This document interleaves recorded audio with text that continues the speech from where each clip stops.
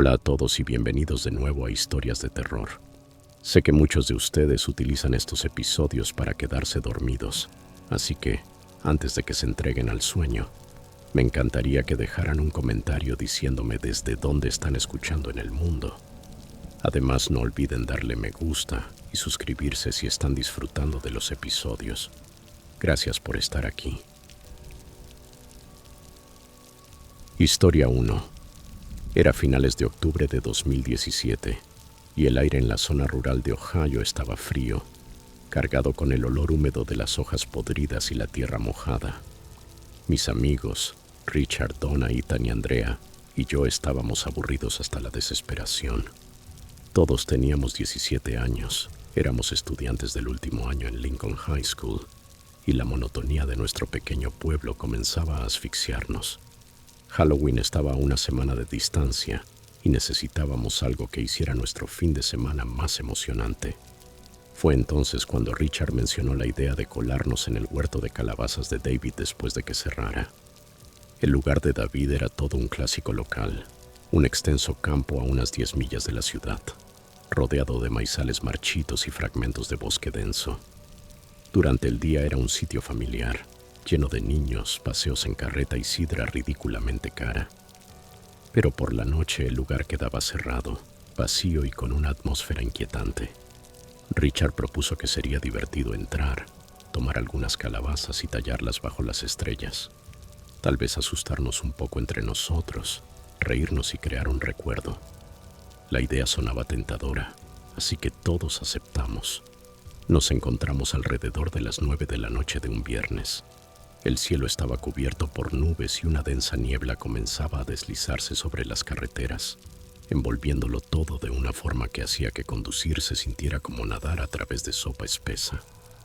Yo iba al volante de mi vieja camioneta Ford, con Ethan en el asiento del copiloto y los demás en la parte trasera. Dejamos el vehículo estacionado a medio kilómetro del campo, sobre un camino de tierra, para que nadie lo viera. Armados con linternas, un par de cuchillos pequeños para tallar y una mochila llena de bocadillos, caminamos entre la neblina en dirección al huerto. Cuando llegamos, el silencio era tan profundo que resultaba incómodo. La niebla amortiguaba todos los sonidos, haciendo que el mundo pareciera pequeño y pesado. La entrada principal tenía un candado, pero Richard encontró un punto donde la cerca era baja, y fuimos trepando uno por uno. Sentía el corazón latiendo con fuerza, no por miedo, todavía no, sino por la emoción de estar haciendo algo prohibido. El campo se extendía ante nosotros, una infinidad de calabazas que brillaban tenuemente de color naranja bajo la luz de la luna, medio ocultas por la niebla. A lo lejos, quizá a unos 50 metros, se erguía un espantapájaros sobre un poste de madera. Vestía un overol viejo y roto, con una cabeza hecha de saco de arpillera y unos ojos negros pintados. Se veía siniestro pero inofensivo, solo un adorno para espantar aves. «Tomemos algunas calabazas y acomodémonos allá», dijo Donna señalando un claro al borde del campo. Nos dispersamos eligiendo calabazas que no fueran demasiado pesadas para cargar. Encontré una redonda, del tamaño de un balón de baloncesto, y la llevé hasta el claro. Ethan ya tenía su navaja abierta y estaba cortando la parte superior de la suya, sacando con las manos las tripas viscosas. Andrea reía, llamándolo asqueroso, mientras Richard le lanzaba semillas para molestarla. Era justo el tipo de diversión tonta que habíamos estado buscando. Nos sentamos en círculo, tallando rostros torpes en nuestras calabazas, y yo no podía dejar de mirar al espantapájaros. La niebla dificultaba la visión, pero algo en él me inquietaba. Parecía diferente, más cerca. Lo ignoré pensando que era solo una ilusión provocada por la neblina. Entonces Andrea se quedó helada, con el cuchillo detenido a medio corte. «¿Alguien más vio eso?», preguntó. «¿Ver qué?», respondió Richard con una sonrisa burlona. «¿Ya te asustaste?». «El espantapájaros», dijo ella. «Juro que lo vi moverse, como si girara la cabeza». Nos reímos todos, pero era una risa nerviosa. Ethan apuntó su linterna hacia la figura. Seguía allí, quieta sobre su poste. La cabeza de arpillera miraba hacia el vacío. Los ojos pintados parecían agujeros oscuros. «Te lo estás imaginando», dijo Ethan, aunque su voz no sonaba tan segura como de costumbre. «Vamos a concentrarnos en las calabazas», dije intentando calmar el ambiente. Hundí mi cuchillo en la mía y corté la tapa. El interior estaba húmedo y fibroso, como era de esperar, pero al meter la mano para sacar las semillas, mis dedos tocaron algo duro. Lo saqué, pensando que era una piedra o una semilla extraña, pero cuando lo acerqué a la luz de la linterna, el estómago se me encogió. Era un diente humano, no de plástico, ni una broma de Halloween. Un diente real, amarillento, con un resto de sangre seca en la raíz. «Chicos», dije levantándolo con la voz temblorosa, «¿qué demonios es esto?». Donna se inclinó para mirar y sus ojos se abrieron de par en par. «¿Es un diente?». Antes de que alguien pudiera responder, Ethan gritó. Había estado rebuscando dentro de su calabaza y había sacado algo más. Una uña humana, rota, irregular, con un pedazo de piel aún adherido. «¿Qué diablos?», gritó soltándola como si le quemara. Nos miramos unos a otros, el aire volviéndose más denso. La niebla se arremolinaba a nuestro alrededor, moviéndose como si tuviera vida. Richard intentó mantener la compostura. «Ok, tal vez sea una broma. Quizás los granjeros pusieron esto para asustar a los visitantes». «¿Dientes y uñas humanas?», replicó Andrea furiosa. «Eso no es una maldita broma, Richard». Volví a mirar al espantapájaros. Ya no estaba tan lejos. Se había acercado unos 10 metros, lo suficiente para ponerme la piel de gallina. «Chicos», dije señalando, «esa cosa se movió». Todos voltearon. El espantapájaros seguía en su sitio, pero la cabeza estaba ladeada, como si nos observara. Donna me agarró del brazo. Lo vi parpadear, lo juro. Vi sus ojos moverse. «Basta», dijo Ethan, aunque su tono no tenía convicción. Se puso de pie y dirigió la linterna directamente hacia la figura. El haz cortó la niebla e iluminó la cara de arpillera. Por un instante creí ver algo, un leve temblor, un movimiento bajo la tela. Luego volvió a quedarse inmóvil. «Tenemos que irnos de aquí», dijo Andrea recogiendo su mochila, lista para salir corriendo. «Sí, vámonos», asentí. El corazón me latía con fuerza. Todavía sostenía el diente en la mano. Lo dejé caer al suelo, horrorizado. Comenzamos a caminar hacia la cerca, moviéndonos rápido, aunque tratando de no correr. La niebla era tan espesa que apenas podíamos ver unos pocos metros delante. Las linternas parpadeaban, lanzando haces de luz débiles que apenas cortaban la bruma. Cada pocos pasos yo volteaba para mirar hacia el espantapájaros. Seguía allí, pero cada vez que lo observaba parecía más cerca, su silueta más nítida entre la niebla. Intentaba convencerme de que era solo mi imaginación, de que los espantapájaros no se mueven, pero en el fondo sabía que algo no estaba bien. Íbamos a mitad de camino hacia la valla cuando lo escuchamos, un sonido bajo y áspero, como una respiración filtrada a través de una máscara de tela. Provenía de detrás de nosotros, justo donde estaba el espantapájaros. Nos quedamos paralizados, agrupándonos con las linternas temblando entre nuestras manos. El ruido cesó de repente, pero el silencio que quedó fue mucho peor. Era como si el mundo entero contuviera la respiración. Entonces Richard gritó. Él iba detrás del grupo. Cuando me giré lo vi tropezar, su linterna rodando por el suelo. «Me agarró», gritaba mientras trataba de levantarse. Algo me agarró la pierna. «Ahí no hay nada», le respondió Ethan, pero su voz se quebró del miedo. Apuntó con su linterna al lugar donde Richard había estado, y por un segundo lo vi. El espantapájaros ya no estaba clavado en su poste. Se encontraba de pie, en medio de la niebla. No era una figura inmóvil ni un disfraz. Era algo vivo. Su rostro de arpillera se movía, temblando, como si debajo hubiera una boca que trataba de hablar. «Corran», grité. Echamos a correr hacia la cerca, tropezando con las calabazas y las enredaderas. El sonido rasposo era más fuerte ahora.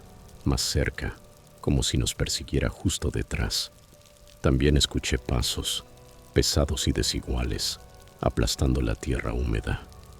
Mi linterna se movía caóticamente y en destellos alcanzaba a ver fragmentos de aquello, los overoles rasgados, el saco de arpillera con esos ojos negros que ya no estaban pintados. Ahora eran reales, húmedos, brillantes.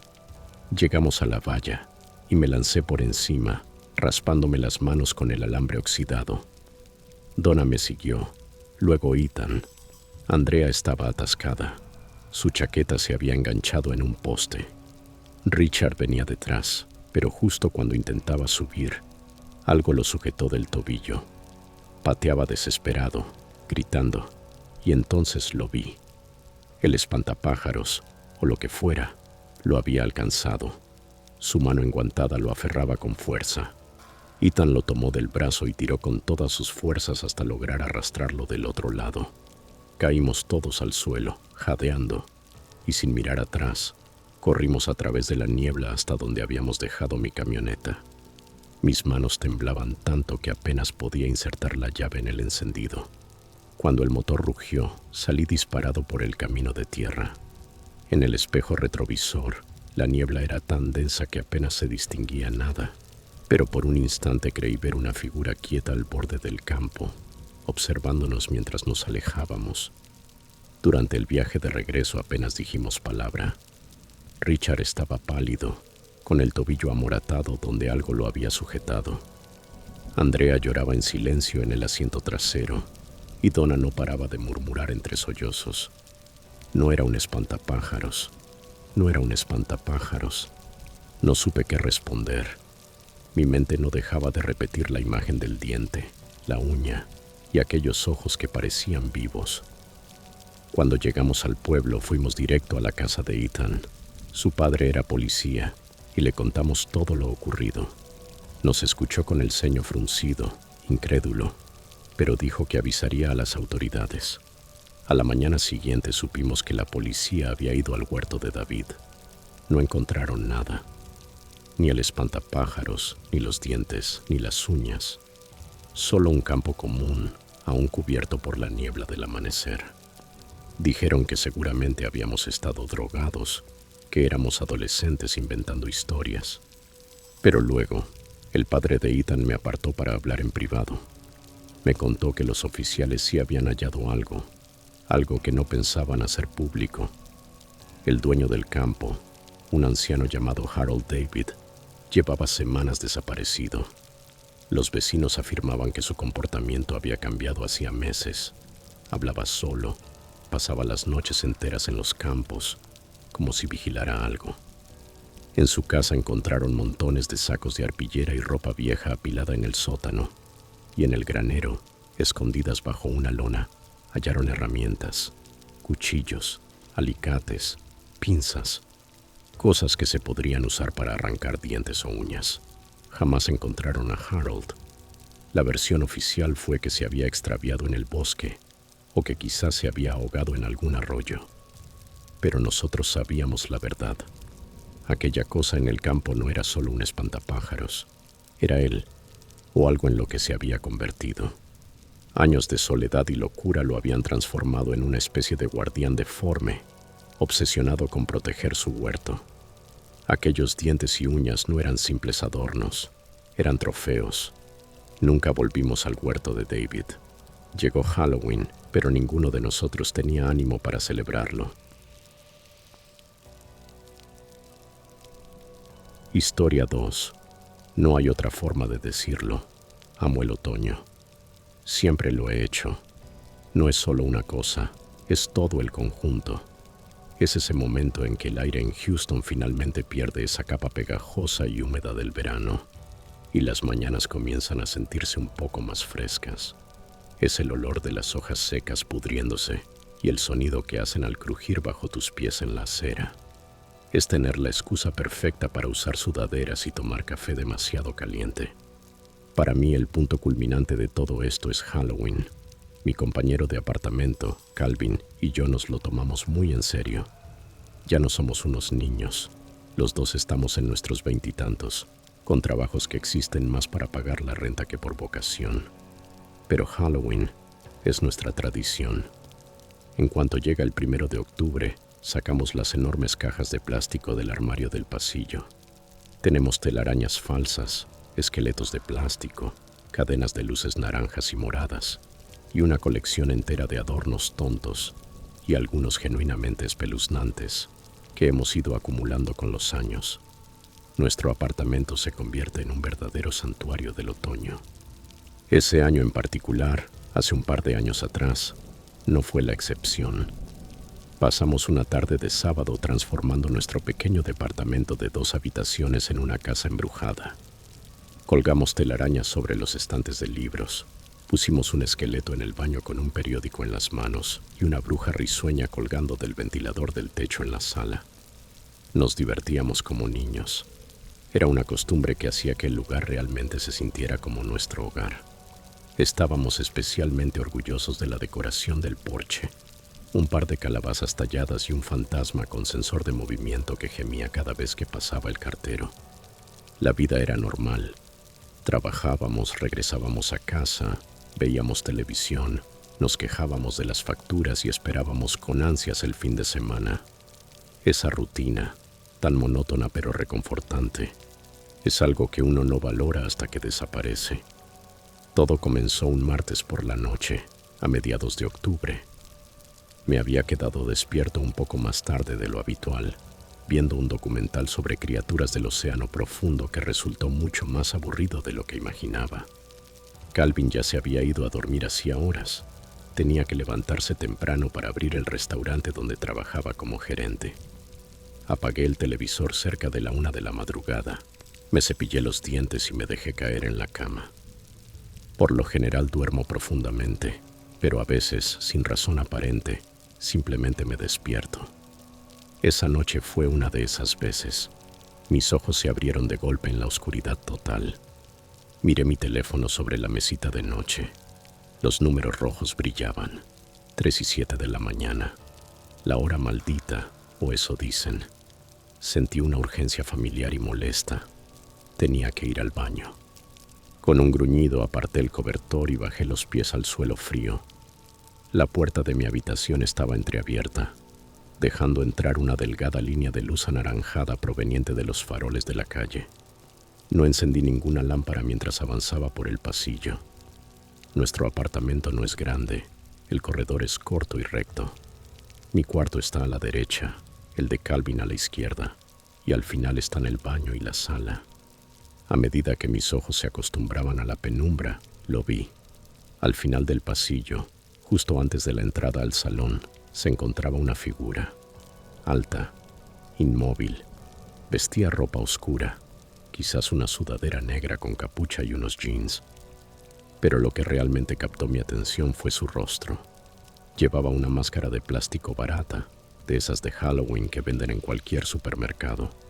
No era ningún monstruo en particular ni un personaje famoso, solo una de esas máscaras genéricas de rostro pálido, con una boca torcida hacia abajo y 2 huecos negros por ojos. Mi corazón dio un pequeño salto, ese sobresalto que sientes con un ruido inesperado, pero solo duró un instante. Mi primer pensamiento, el único, fue: Calvin. Era exactamente el tipo de broma que haría. Seguramente la había comprado después del trabajo, planeando asustarme. Probablemente la colocó en el pasillo sabiendo que, tarde o temprano, me levantaría al baño. Me quedé allí parado unos segundos, esperando que saltara o que Calvin saliera riendo de su habitación. Pero no se movió, ni un milímetro. Era una estatua silenciosa en la oscuridad. Muy gracioso, Calvin, murmuré medio dormido. Silencio absoluto. La figura permanecía inmóvil. La observé unos 10 segundos más. Los ojos de plástico parecían absorber la débil luz, volviéndose pozos vacíos y profundos. Me dio un escalofrío. Debía admitirlo. Había logrado asustarme. Negué con la cabeza, esbozando una sonrisa somnolienta. Estaba demasiado cansado para lidiar con su broma. Pasé junto a la figura manteniendo cierta distancia, usé el baño y regresé a mi habitación. Al pasar nuevamente le di una palmadita en la cabeza. El plástico se sentía frío y liso. Buena esa, amigo, dije antes de cerrar la puerta y volver a la cama. Me dormí casi al instante, pensando en cómo me vengaría. La mañana siguiente mi alarma sonó a las 7:30 como siempre. Apreté snooze una vez y me arrastré fuera de la cama. El sol entraba por la ventana y lo ocurrido la noche anterior me parecía un sueño difuso.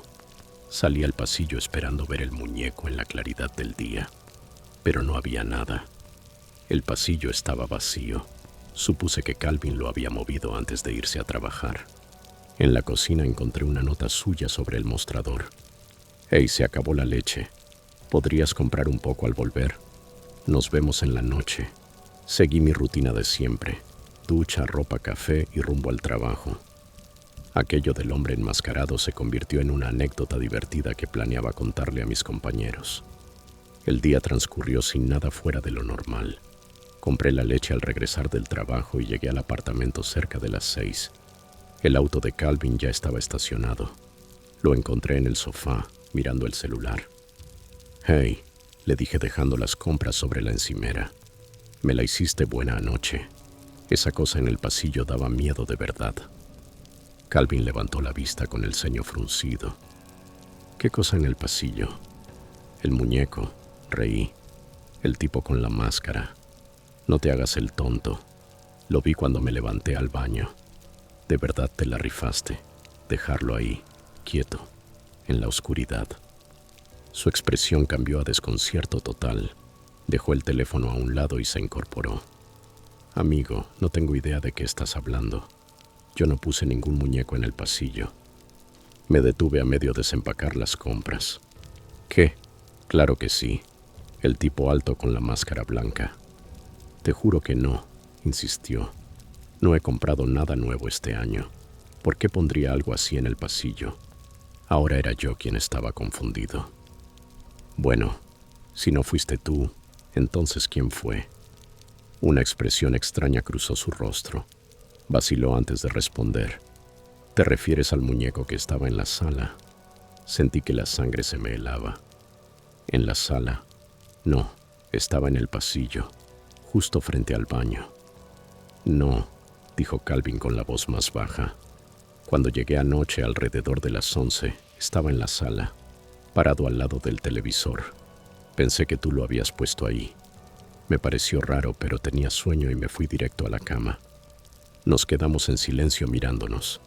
El zumbido del refrigerador parecía retumbar en toda la habitación.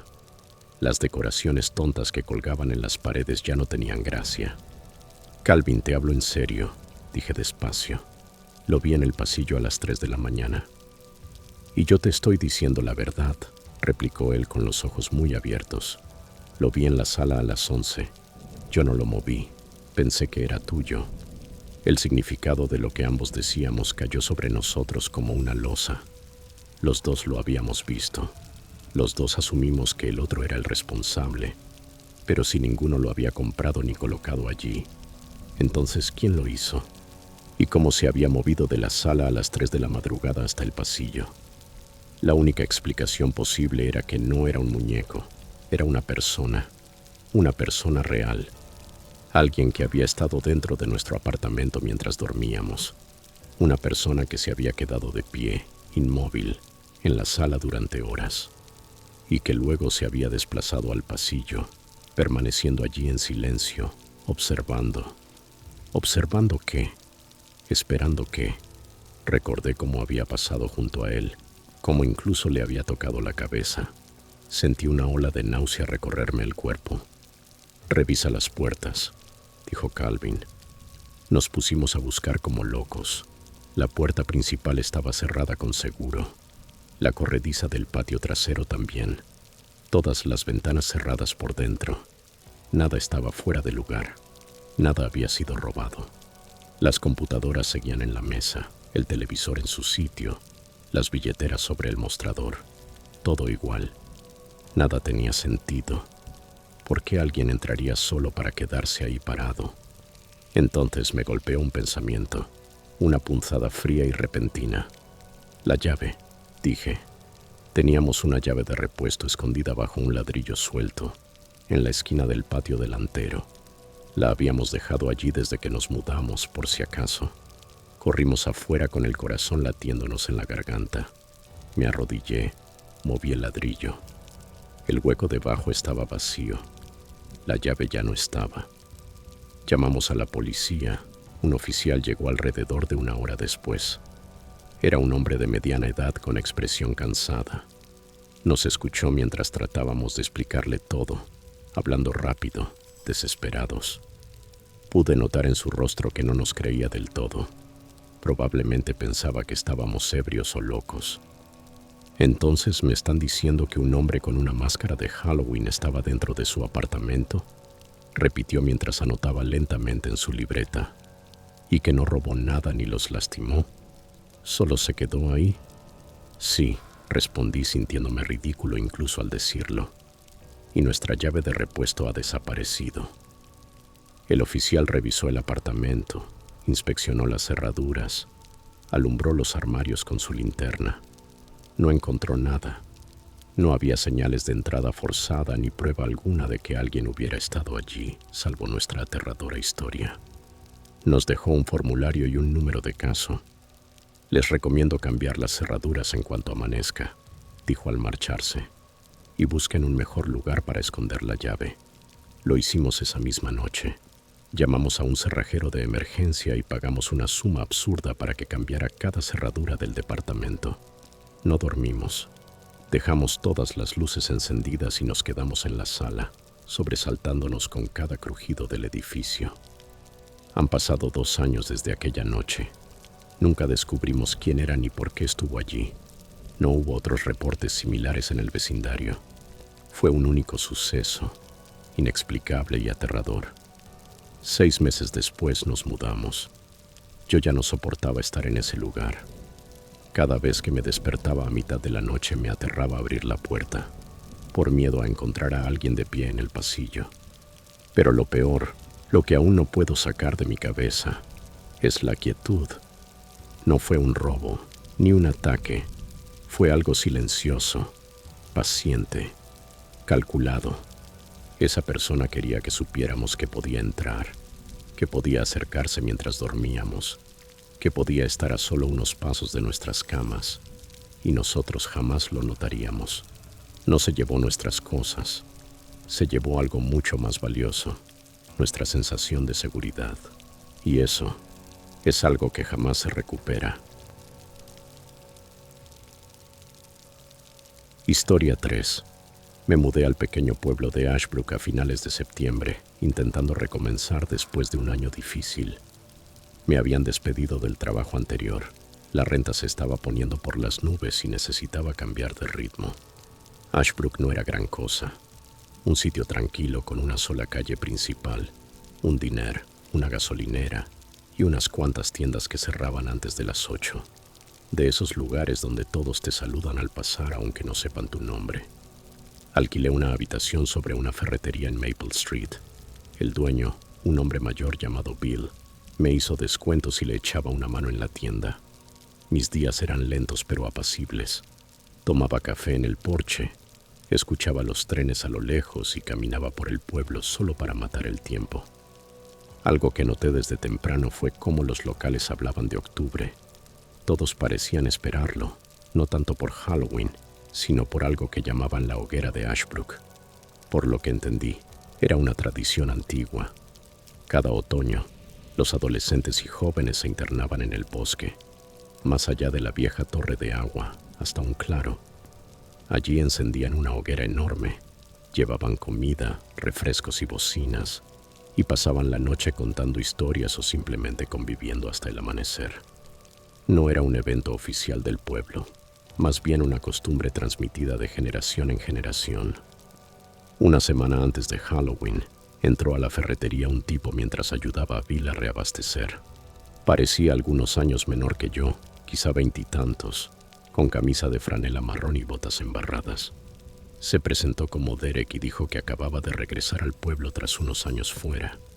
Charlamos un poco, comentarios sobre lo tranquilo del lugar, y antes de irse mencionó la hoguera. «Deberías venir», me dijo. «La hacen este fin de semana. Si eres nuevo por aquí, está bastante bien. Le respondí que quizá. Sonrió y agregó: es pasando la torre de agua, por un sendero de tierra. Verás carros estacionados a lo largo. No tiene pérdida. Algo en la facilidad con la que me invitó me resultó acogedor. Así que, esa noche de sábado, decidí ir. El camino resultó más oscuro de lo esperado. Cuanto más me alejaba del pueblo, menos farolas había. Mis luces delanteras cortaban una hilera de árboles espesos que parecían muros a cada lado de la carretera. Tras unos 15 minutos vi entre los árboles un resplandor y varias camionetas estacionadas a la derecha. Me orillé, tomé una chaqueta y seguí el sendero cuesta abajo. El sonido de la música y las risas fue aumentando hasta que llegué al claro. Era amplio, rodeado de árboles altos que devoraban la luz de la luna. En el centro ardía una hoguera enorme, de al menos 10 pies de alto, hecha con tarimas apiladas y troncos viejos. Chispas ascendían y se desvanecían en la oscuridad. Había entre 20 y 30 personas conversando, bebiendo y tomando fotos. Vi a Derek junto a una de las camionetas. Me saludó con la mano. Me alegra que vinieras, dijo pasándome un vaso rojo. Este es como nuestro gran evento del año. La gente era amable. Algunos me preguntaron de dónde venía, qué me había traído, qué tal me parecía la vida de pueblo. El ambiente era relajado. Unos bailaban cerca del fuego, otros se sentaban sobre hieleras o troncos, y un par de tipos mayores asaban hamburguesas a un lado. Al cabo de una hora bajaron el volumen de la música y la gente empezó a acercarse a la hoguera. Una chica con chaqueta de mezclilla anunció: bueno, es hora de historias. Se sentía como un ritual. Uno por uno comenzaron con leyendas locales: el cementerio viejo, un puente embrujado, un hombre que desapareció cerca del lago. La mayoría eran más graciosas que terroríficas. Entonces Derek se puso de pie. Se le veía serio, con el vaso en la mano pero sin beber. A ver, dijo, esta es bien de aquí. Probablemente no la conozcan. Todos callaron. Hasta el fuego pareció aquietarse. Empezó a hablar de algo llamado madera de espino, hawthorn. Dijo: durante mucho tiempo los granjeros de Ashbrook creyeron que quemar espino en una hoguera trae mala suerte. Decían que eso llama a algo. Hizo una pausa. Un vigilante. No se muestra a menos que la madera arda lo suficiente, explicó Derek. Hubo risitas y comentarios sarcásticos. Derek sonrió apenas. Dicen que aparece cuando no prestas atención, continuó. Camina por el borde de la luz del fuego. Puede que veas una sombra. Puede que escuches que imita tu voz. Así sabes que está cerca. Su tono tan tranquilo lo hacía aún más inquietante. Al terminar, alguien bromeó: supongo que mejor no echamos espino. Otro soltó: ¿y cómo se supone que sepamos qué es eso? Derek se encogió de hombros. Ya lo averiguaremos. La gente volvió a lo suyo. La hoguera estalló con un chasquido, lanzando calor en oleadas. Recuerdo que estaba al borde del grupo, mirando las llamas, cuando un olor fuerte y amargo me golpeó. No era roble ni pino. Era un aroma áspero, como madera verde quemándose demasiado fresca. Vi a Derek arrojar una rama gruesa con espinas largas aún prendidas. Alguien preguntó qué era y él contestó despreocupado: solo un pedazo que encontré en el sendero. Unos 20 minutos después empezaron a pasar cosas extrañas. Al principio pensé que era el viento, pero el sonido venía de la línea de árboles. Una voz suave, diciendo algo apenas audible. No alcancé a entender las palabras, sonaba como un susurro repetitivo. Varias personas voltearon. ¿Escucharon eso?, preguntó una chica. Todos se quedaron atentos. El bosque guardó silencio. Entonces la misma voz repitió: no quemen eso. No fue fuerte. Lejana pero clara. Alguien rió con nerviosismo. Bueno, ¿quién anda ahí? Nada. Seguramente unos críos molestando, dijo otro. Pero volvió a suceder. Misma voz, mismas palabras, solo que esta vez venían de otro punto del bosque. No quemen eso. El grupo se movió incómodo. Salieron celulares. Se encendieron linternas. Los haces se internaron entre los árboles sin mostrar nada. Noté el cambio de ánimo. Ya nadie reía. Alguien gritó: «Sabemos que están ahí, déjenlo ya». La hoguera tronó con fuerza. Una ola de calor nos golpeó. Y entonces, apenas más allá del círculo de luz, una figura dio un paso entre los árboles. Llevaba sudadera con capucha, rostro oculto, completamente inmóvil. La luz intermitente solo delineaba su contorno. No se acercó. «¿Quién demonios es ese?», susurró alguien. Otra voz desde el bosque repitió exactamente: «¿Quién demonios es ese?». Lo estaba imitando. «Exacto», murmuró alguien. Unos cuantos retrocedieron. Un tipo gritó: «No tiene gracia, amigo», y lanzó una lata hacia la figura. Se perdió en la oscuridad. El encapuchado no reaccionó. Luego dio un paso lento de costado, como rodeando el claro. Una chica empezó a llorar en voz baja. Alumbraron hacia allí, pero la linterna solo mostró árboles. «Vámonos», dijo una voz. «Larguémonos de aquí». En segundos el ambiente pasó de fiesta a pánico. Caminamos hacia los vehículos, el corazón martillando. Al llegar a la hilera de camionetas, un tipo intentó arrancar el motor. Tosió un par de veces y no encendió. Otro lo intentó. Lo mismo. Una chica gritó: «Mi llanta está pinchada». Revisamos otras. Todas tenían los neumáticos rajados, cortes limpios a lo largo del costado. «¿Qué demonios? ¿Quién hizo esto?», balbuceó alguien. Nadie respondió. A lo lejos empezó un cántico tenue. No era música ni ruido al azar. Era lento, grave y rítmico, como gente murmurando al unísono. Venía del bosque, quizá a 30 yardas, desplazándose alrededor. A cualquier dirección que mirábamos, el eco surgía desde otro punto. La chica de la chaqueta de mezclilla sacó el teléfono. «Voy a llamar a la policía». Le temblaba la voz, pero se mantuvo firme. Dio la ubicación: los bosques más allá de la torre de agua, donde un grupo estaba siendo hostigado. Le dijeron que enviarían una patrulla lo antes posible, unos 30 minutos. Media hora sonó a eternidad. Nos apiñamos cerca del fuego. El cántico creció y se aproximó. Luego se detuvo. Silencio total. Un chico agarró una barra metálica junto a la parrilla y la sostuvo como si fuera un arma. «Si salen no voy a correr», dijo, aunque la voz se le quebró a mitad de frase. Nadie respondió. Todas las miradas se clavaron en los árboles. Entonces se oyeron ramitas rompiéndose detrás de los carros. Alumbraron y alcanzaron a ver un destello de movimiento. 2 encapuchados agachándose para ocultarse. «Atrás, manténganse juntos», ordenó la chica de mezclilla. Avanzamos lentamente hacia el centro del claro, donde la luz era más intensa. Vi a Derek al otro lado, manos en los bolsillos de la chaqueta, observándolo todo. Parecía casi tranquilo. «Derek», le grité, «¿qué demonios está pasando?». No contestó. Solo volvió el rostro hacia el bosque, hacia donde el cántico había empezado de nuevo.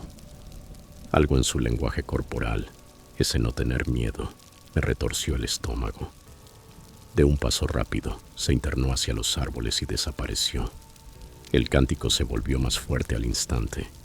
Ahí me cayó la ficha. No estaba huyendo, se estaba uniendo a ellos.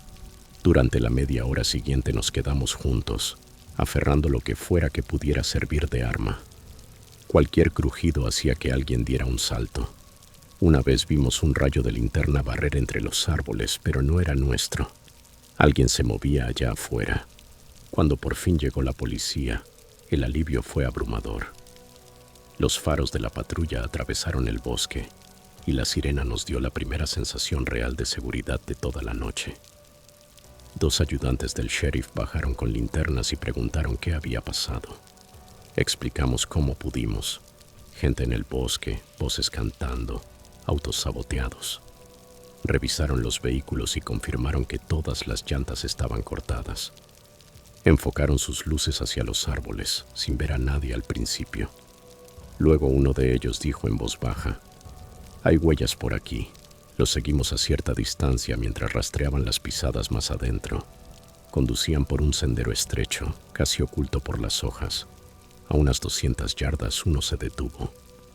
Hay una luz adelante. Llegamos a un claro pequeño donde una cabaña destartalada se alzaba torcida entre los árboles. El techo vencido y una ventana tabicada. Dentro parpadeaba una luz tenue, como de lámpara o vela. Los agentes nos ordenaron quedarnos atrás.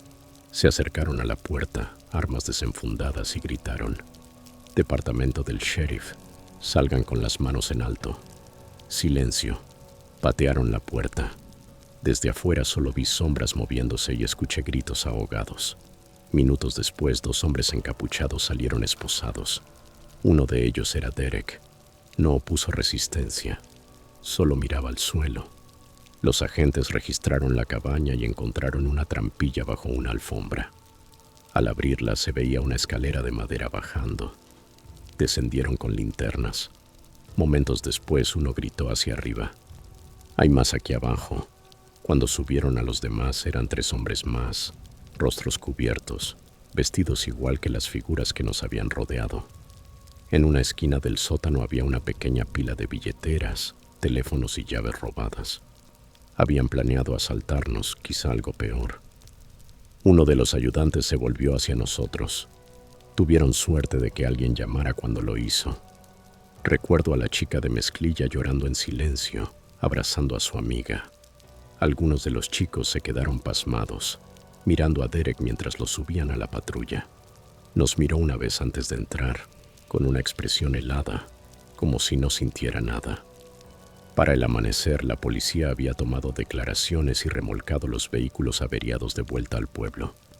Dijeron que los hombres llevaban días escondidos en esa cabaña, planeando atacar la hoguera porque era remota y fácil de aislar. Un ayudante me dio raite de regreso. El camino de salida se veía distinto a la luz del día, menos misterioso, pero todavía inquietante. Por el retrovisor alcancé a ver la columna de humo de la hoguera elevándose entre los árboles. Pensé en lo fácil que pudo haber terminado de otra manera, lo cerca que estuvimos de algo mucho peor. Esa noche me senté en el porche de mi pequeña habitación sobre la ferretería, con el olor a humo aún impregnado en la ropa. Cada vez que cerraba los ojos veía esa figura encapuchada en el borde de la luz del fuego, completamente quieta. Desde entonces evito cualquier plan que implique estar en el bosque de noche.